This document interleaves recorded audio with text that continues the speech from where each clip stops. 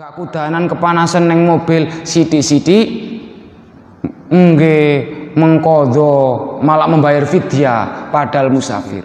Yang pertemuan kemarin jangan sampai gara-gara nopo cuma keluar dari pintu rumah, buka pintu, nutup pintu, pokoknya keluar rumah itu namanya musafir. Lah kan gawat nih ngoten. Jadi kaiwetnya napa? Boleh seseorang niku menjamak hanya karena napa? Ayo, ilat hukum niku penyebab napa? Kecapean atau masako. Lah niku dikembalikan ke jenengan sendiri. Lah setelah bingung kembalikan pada klasifikasi macam salat wau.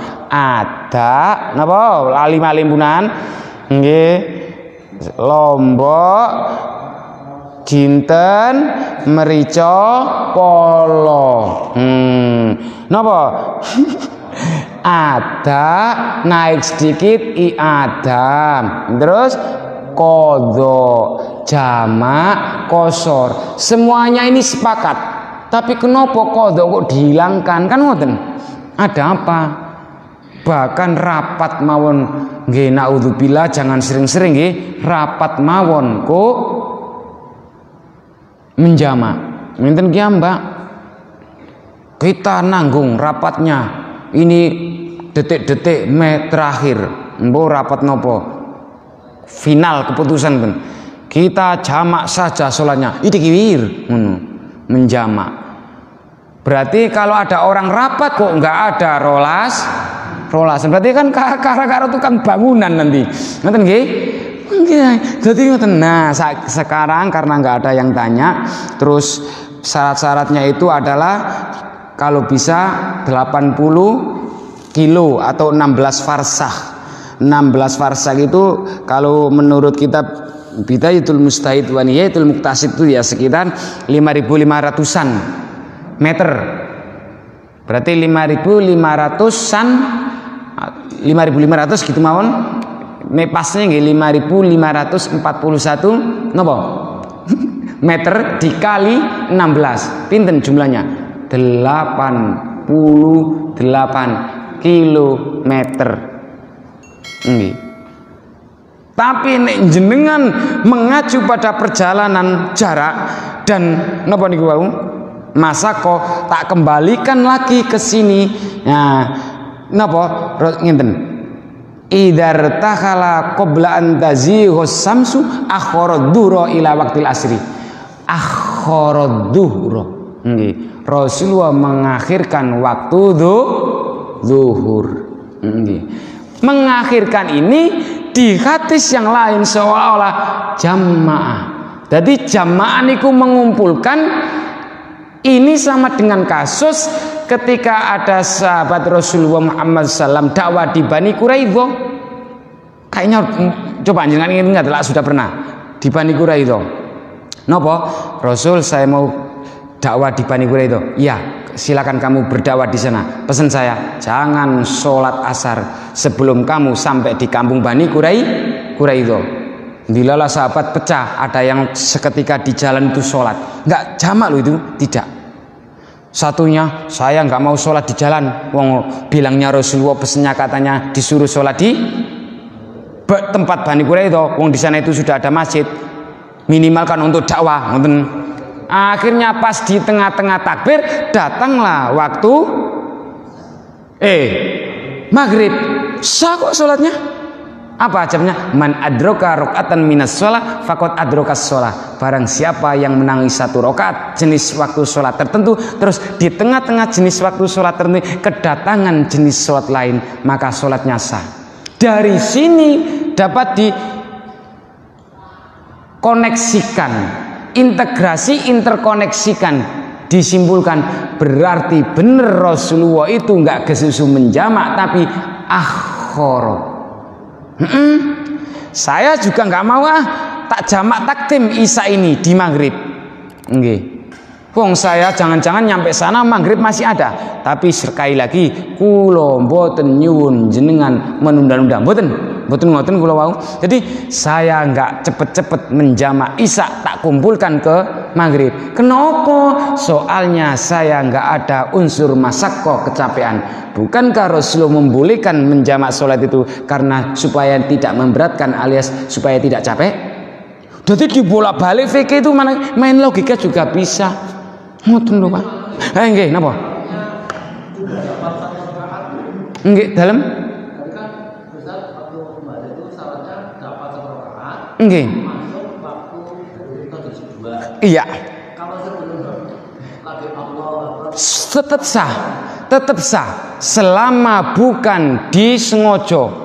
Lho enten lho Pak, saking asike ya Allah aku mau durung dhuwur. Nggih. Kan ya enggak salah wong bukti alhamdulillah seingat sadar nek durung salat. Dilalah Allahu Akbar. Terus terdengar adzan asar. Tetap sah lho niku. Wong hadisnya kan di mana? Man adroka rakaatan minas shalah, barang siapa yang menangi satu rakaat jenis salat itu faqad adrokas shalah, maka orang itu sudah dianggap sah sholatnya. Ngoten lho gampang mami. Lah hadis itu untuk kriteria menjamak, kasus sahabat berdakwah di Bani Quraidah, kasus tentang menjamak sholat. Kulo riyen nggih kaget Pak. Pertama di sini di Jogja maksudnya, lho kok ono yo bar maghrib kok langsung dijamak gara-gara hujan. Padahal masih batasannya ketat. Memang ini dinalar niku masuk akalnya karena dulu di zaman Rasulullah hadis itu praktis temporal, bukan normatif universal, bukan karena kondisinya yo becek bareng ngoten nggih. Karena enggak kok keramik kan belum ada keramik Asia Tile bareng enggak ada nggih. Ini kan keramik Asia Tile. Ini granit nggih nggih. Jadi kadang-kadang yo logika yo main Pak. Ngoten nek dikebiau ya jadi nanti malah wagu. Kemarin ada yang ibu-ibu tanya, tapi tanyanya di luar setelah selesai, katanya sungkan. Monggo ibu-ibu, ada yang bagian perantara mboten napa-napa. Bila tanya, itu ada 40-an ibu-ibu nggih. Ngoten niku. Niku, monggo. Nggih monggo, tanya mawon. Nggih. Lah niki diteruskan mboten. Nah, ngene iki. Heeh. Di akhir terus. Summa nazala fajama bainauma. Kemudian Rasulullah seolah-olah mengumpulkan. Nah, sama dengan kasus sahabat yang di Bani Quraidah tadi dakwah. Karena hujan deras di sini. Nah, coba niki kalau saya baca masalah hadis mengenai babul jam'i bainas sholataini fil hadari, niki ngeten. Wa ammal jam'u fil hadari. Adapun menjamak sholat di rumah kondisinya sudah aman li ghairi udrin, tanpa adanya masa mboten saged ngartikan li ghairi udrin, tanpa adanya napa udzur fa inna malikan wa aksarul fuqaha, menurut sesungguhnya menurut Imam Malik dan kebanyakan para fuqaha la yajizunahu, enggak memperbolehkan. Benar lho Pak.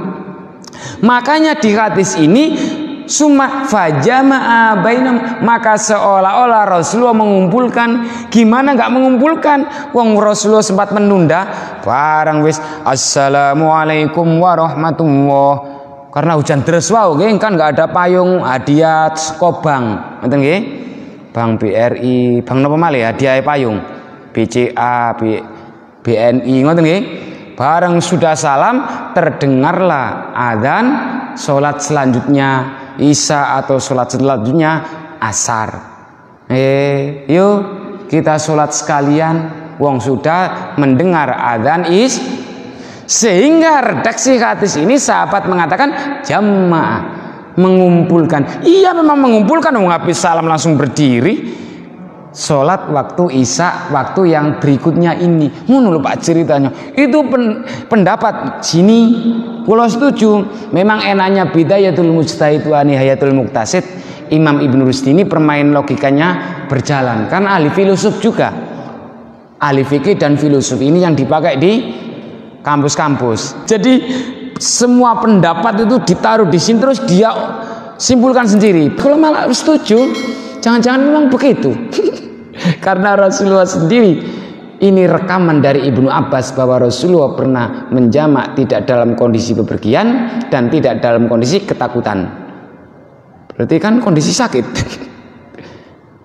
Nah, dan ini juga lemah. Andaikan itu kondisi sakit, apa iya kalau itu Rasulullah yang ngendikan? Masa Rasulullah sholat bersama orang-orang kan otomatis nggak bisa jamaah. Berarti ini dinalar nggih bener niki koyo-koyo nggak didengungkan. Kesimpulan itu adalah dari Ibnu Abbas bahwa baginda Rasulullah hanya pengen umatnya nggak merasa berat.